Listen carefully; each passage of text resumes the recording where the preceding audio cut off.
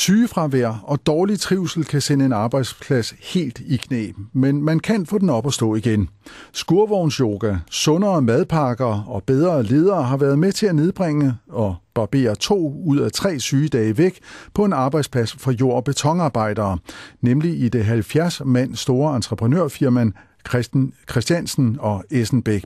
I 2 år har virksomheden med projektet Trivsel 360 grader udsat betonbiserne for alverdens strabasser. Og i dag der afsluttes projektet, og vores reporter Annette Dick er med.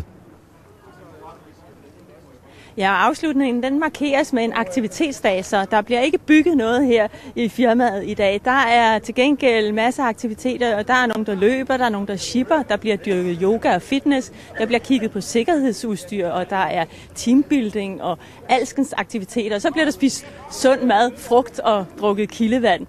Det her er, som du sagde, afslutningen på et 2 år langt projekt. Mads Kronqvist, du er HR udviklingschef her i virksomheden. Hvad er I har lavet i de 2 år?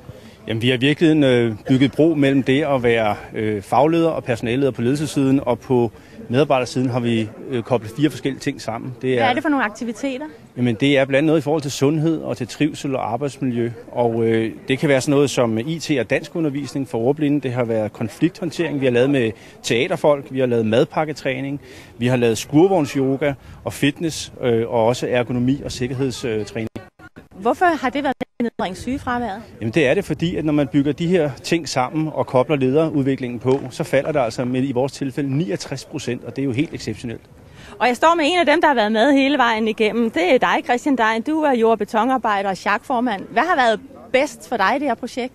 Ja, jeg tror, det der nok har givet mig den største oplevelse, det er vores sjakkursus, som virkelig har lært mig, at jeg skal lytte til andre mennesker og acceptere, at de også har en mening om tingene.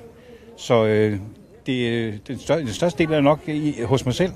Jeg skal erkende, at jeg måske ikke skal være så frembrusende, som jeg altid har været. Og det øger så trivselen både for dig og medarbejderne og nedbringer sygefraværet? Ja, det gør det, fordi vi har jo fået en rigtig positiv dag. Altså, man glæder sig til at komme på arbejde. Tak skal du have.